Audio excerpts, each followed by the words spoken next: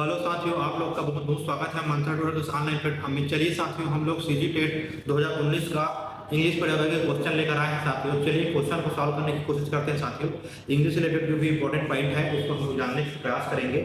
और चलिए साथियों, वीडियो को स्टार्ट करते हैं। पैसेज से क्वेश्चन आया हुआ है, पैसेज से स्टार्ट करते हैं और फिर पैराग्राफ से रिलेटेड जो भी क्वेश्चन है उसको सॉल्व करने की कोशिश करेंगे। चलिए साथियों स्टार्ट करते हैं। The term comics broadly speaking describe wide range of picture story book written especially for young people।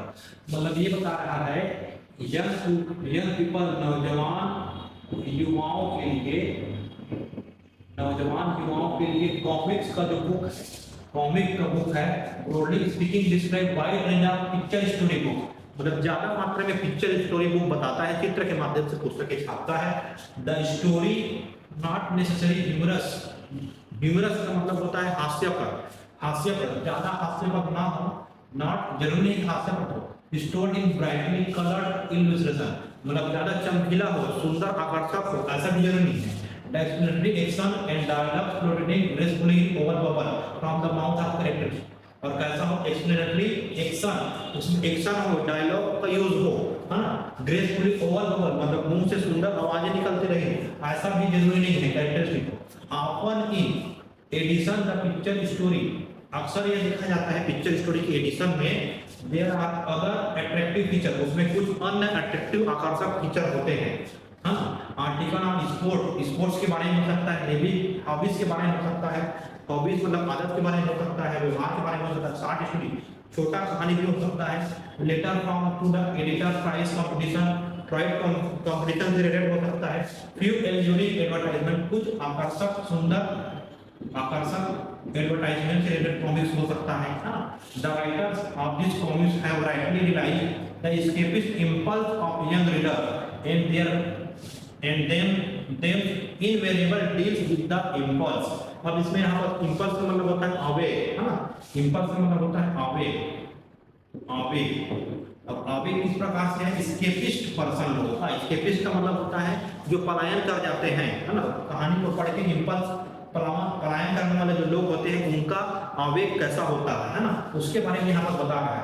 impulse of young readers and them invariable deal with the impulse, उनके आवेगों को, उनके मन की भावनाओं को कैसे व्यक्त किया जा सकता है, इसके बारे में बताया जा रहा है यहाँ पर। उसको इस कॉमिक्स में कैसे डाला जा सकता है, कैसे डालते हैं, इसके बारे में बताया। द रोस्ट कॉमिक्स, अब रोस्ट मतलब होता है खराब, रोस्ट मतलब क्या होता है, रोस्ट मतलब होता है खराब कॉमिक्स। सबसे खराब कॉमिक्स क्या हो सकता है, इम्पॉसिबल सिचुएशन, मतलब इम्पॉसिबल मतलब अनिश्चित सिचुएशन हो सकता है। स्क्रिप्टिव कैरेक्टराइजेशन मतलब खराब चरित्र, स्क्रिप्टिव कैरेक्टराइजेशन का मतलब हो गया खराब चरित्र, खराब चरित्र हो सकता है। एंड कोर्स ऑफ जलगांव, जलगांव का मतलब बहुत ज्यादा खराब चरित्र।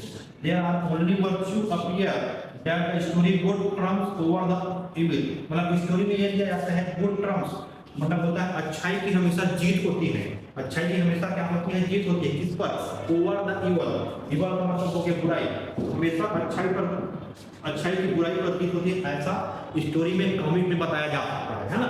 ऑन द अदर हैंड, दूसरे hand comics for not the highest literary merit or nevertheless written in reasonable way।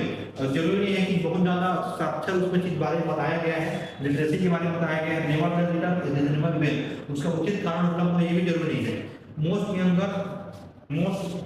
youngsters sooner and later throughout this comics, बहुत ज्यादा यंगर लोग उत्साहित हो जाते हैं सुनने के लिए, समझने के लिए जुगनू रहते हैं। But parent must guide their children to select their comics, children को जो कॉमिक्स उसको सेलेक्ट करने के लिए पेरेंट्स को क्या करना चाहिए, मदद करना चाहिए। कैसे मदद करना चाहिए, देखिए यहाँ पर बताया गया है।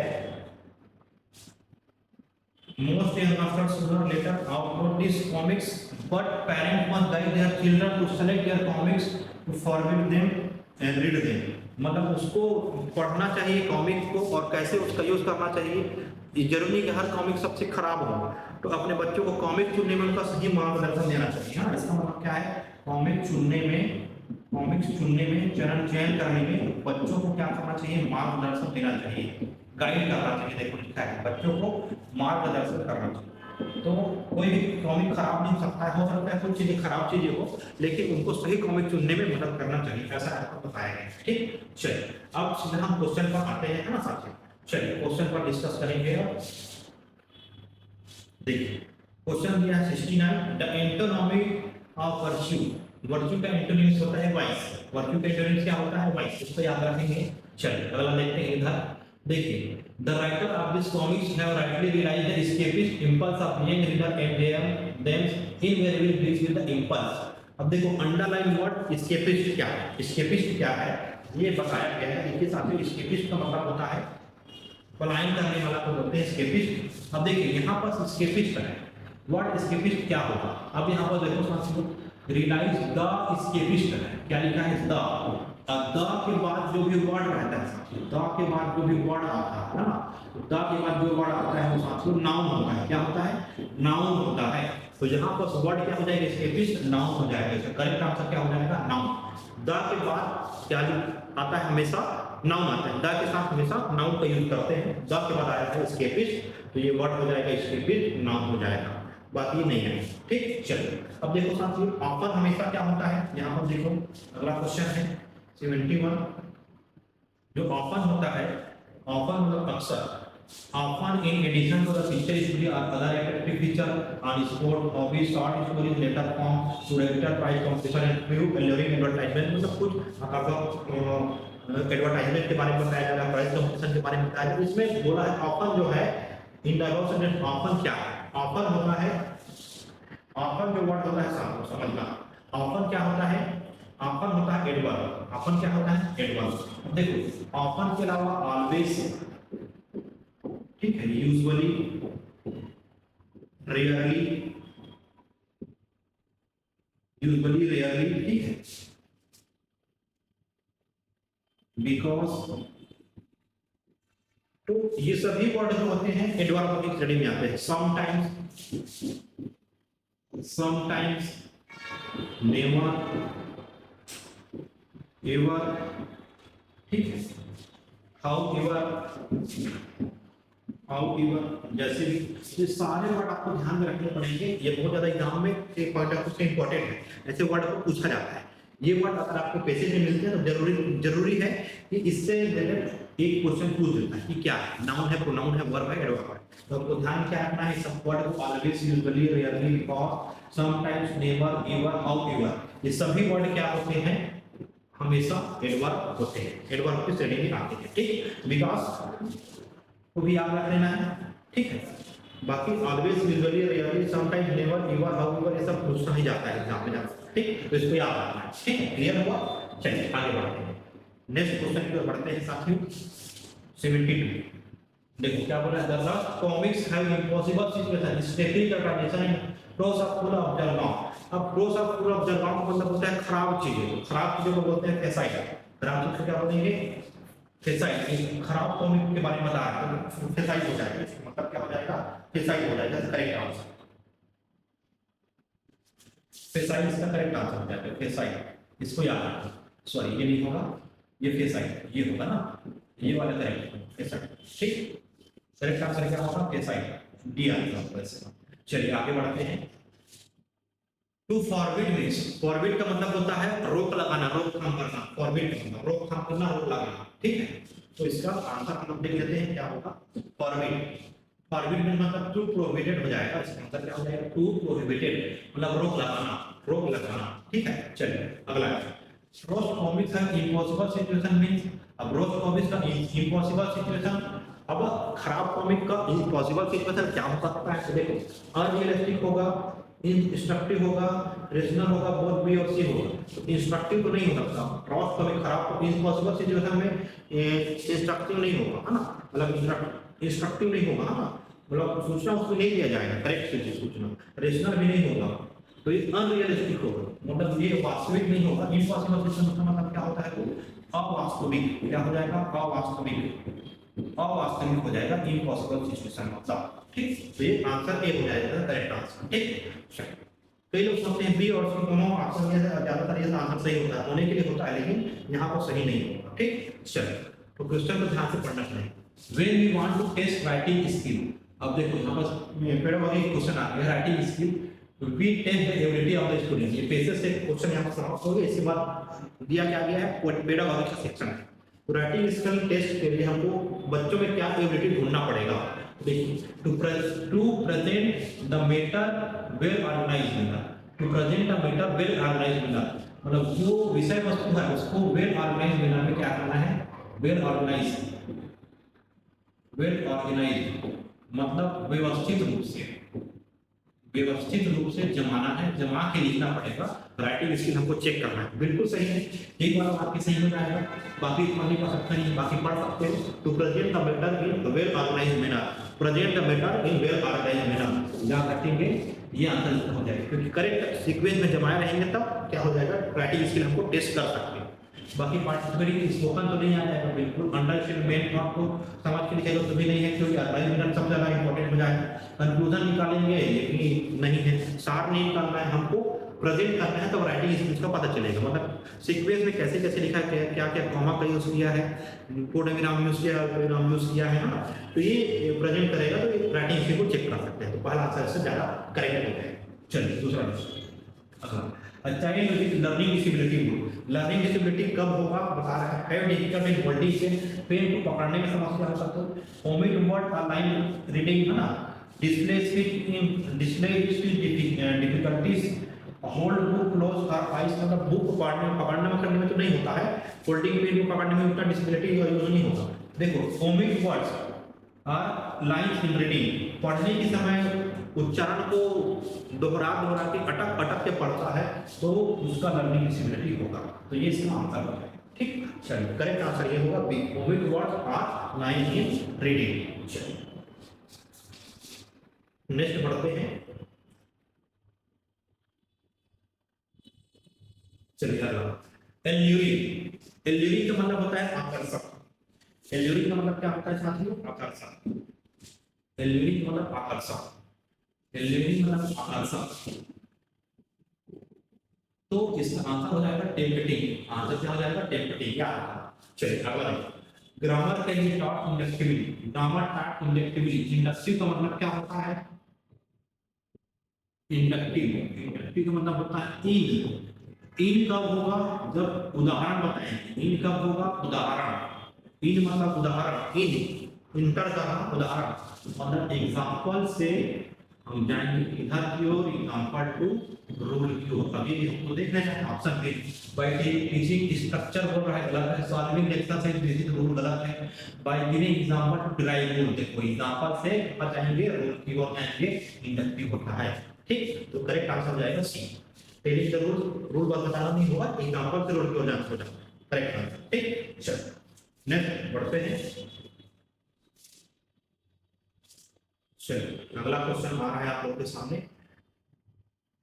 Good language test is 1 week, मतलब गुड लैंग्वेज टेस्ट कब होगा ये आपको बताना है ना, गुड लैंग्वेज टेस्ट कैसे होगा अब देखो, a good language test is the 1 week test, student ability पे होगा, स्टूडेंट की एबिलिटी को हमको याद रखना पड़ेगा, दिमाग में रखना पड़ेगा, नॉलेज बेस्ड होगा, टेस्ट बुक बेस्ड होगा, तो ये सही सही लगभग लग रहा है ना। अब देखो अगला पढ़ते हैं, test student ability to use skill in real situation, अब देखिए वास्तविक सिचुएशन में, वास्तविक स्थिति में, वास्तविक स्थिति में हमको बच्चों की क्षमता को ध्यान में रखना पड़ेगा, बच्चों की स्किल क्षमता को ध्यान में रखते हुए क्वेश्चन हमको सेलेक्ट करना पड़ेगा, तो ये इसका करेक्ट आंसर हो सकता है।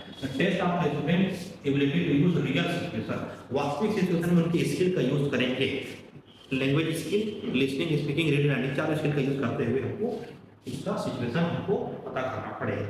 ठीक, क्लियर हुआ, चलो आगे बढ़ते हैं।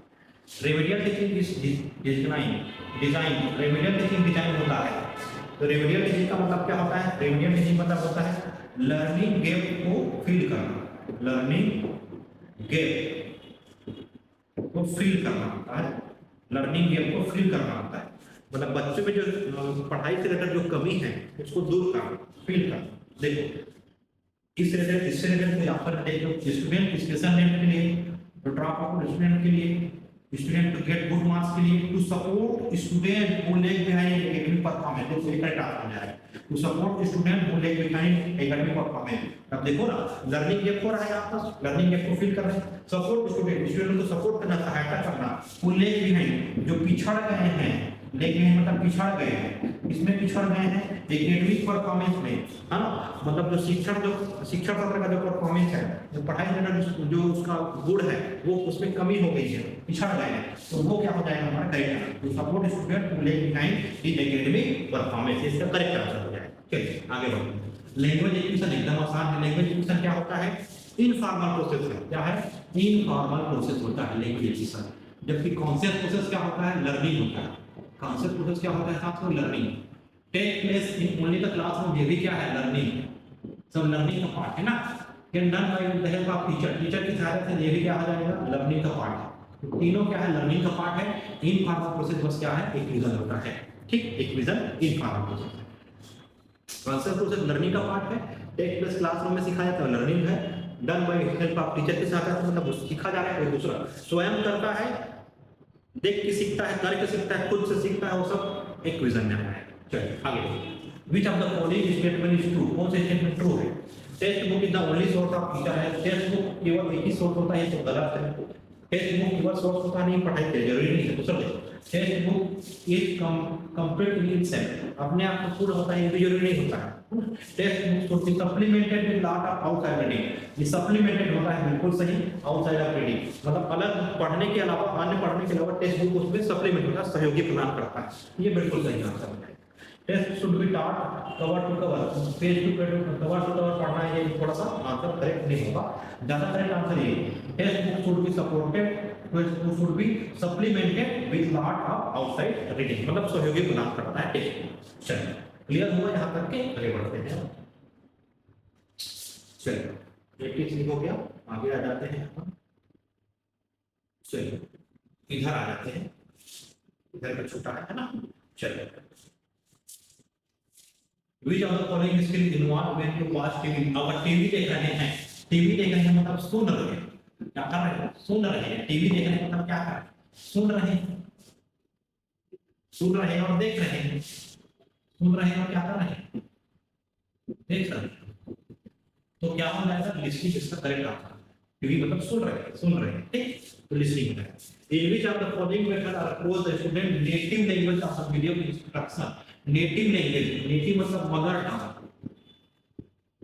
मदर टंग मातृभाषा, मातृभाषा का यूज किसमें होता है, कौन से मेथड में होता है, वर्ड टू वर्ड ट्रांसलेशन होता है, वर्ड टू वर्ड ट्रांसलेशन होता है, शब्द से शब्द ट्रांसलेशन होता है, इसमें होता है साथियों ग्रामर ट्रांसलेशन मेथड में, grammar translation method GT method इसको बोलते हैं, ग्रामर ट्रांसलेशन मेथड। तो ग्रामर ट्रांसलेशन मेथड ये होता है एग्जांपल नेटिव लैंग्वेज का यूज होता है, नेटिव लैंग्वेज का यूज होता है मीडियम ऑफ इंस्ट्रक्शन, सूचना का आदान प्रदान करने का माध्यम मातृभाषा होता है। तो करेक्ट आंसर होता है ग्रामर ट्रांसलेशन। ठीक, स्ट्रक्चर में स्ट्रक्चर बोलते हैं, कम्युनिकेशन में कम्युनिकेशन होता है, स्पीकिंग से रिलेटेड होता है, डायरेक्ट मेथड में स्पीकिंग पर फोकस होता है, स्पीच पर फोकस होता है इसमें, है ना। तो ये नहीं होगा, ये हो जाएगा ग्रामर ट्रांसलेशन करेक्ट आंसर। ठीक, चलो आगे नेक्स्ट अगला है रिसेप्टिव स्किल, है ना। अब रिसेप्टिव स्किल, रिसेप्टिव का मतलब क्या हो गया साथियों, देखो रिसेप्टिव का मतलब क्या होता है, रिसीव, रिसेप्टिव मतलब रिसीव करना। तो रिसीव किसको करते हैं, रिसेप्टिव मतलब रिसीव, रिसीव मतलब ग्रहण। क्या क्या चीज को ग्रहण करते हैं, चार स्किल में से सुन के ग्रहण करते हैं, सुनते हैं तो ग्रहण करते हैं, एंड पढ़ते हैं तो ग्रहण करते हैं, रीडिंग। देख लो, पढ़ के ग्रहण करते हैं कोई भी चीज को ज्ञान, और सुन के ग्रहण करते हैं रीडिंग और लिसनिंग। ये देखो लिसनिंग एंड रीडिंग इसकी हो जाएगा करेक्ट आंसर। ठीक है, चलिए अगला देखो आइडेंटिटी एंड पंक्चुएशन आंसर।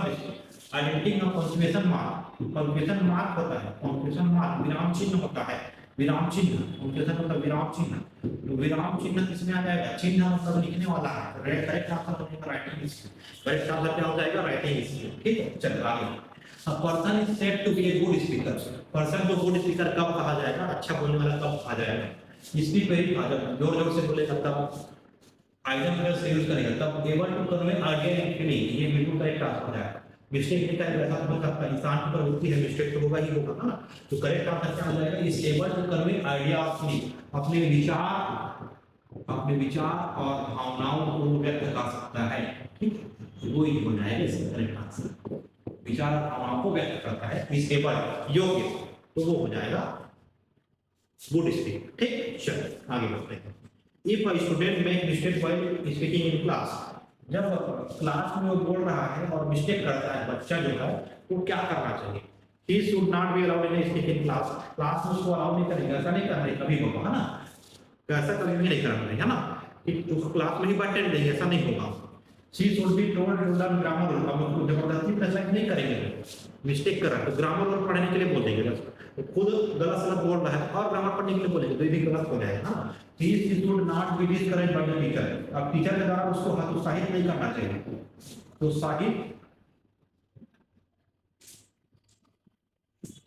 हतोत्साहित नहीं करना चाहिए, मतलब उसको डिस्करेज नहीं करना चाहिए, कोई ना उसको डिस्करेज नहीं करना चाहिए, मतलब डिमोटिवेट नहीं करना, उसको हमको क्या करना पड़ेगा, इनकरेज करना पड़ेगा, इनकरेज मोटिवेट करना पड़ेगा, प्रोत्साहित करना पड़ेगा ना, कि बच्चा तो क्या मिस्टेक है, अगली बार सुधारना तो कर सकते हैं, अच्छा बताना है ना, ये सुनना किसी के अब क्लास में बोलने के लिए भी ऐसा भी नहीं होता, ये सब तरीका आ सकता है, टीचर का आपको डिस्करेज नहीं करना चाहिए, ठीक। चलो अगला आते हैं, नेक्स्ट इधर आते हैं हम, चलो चलिए यहाँ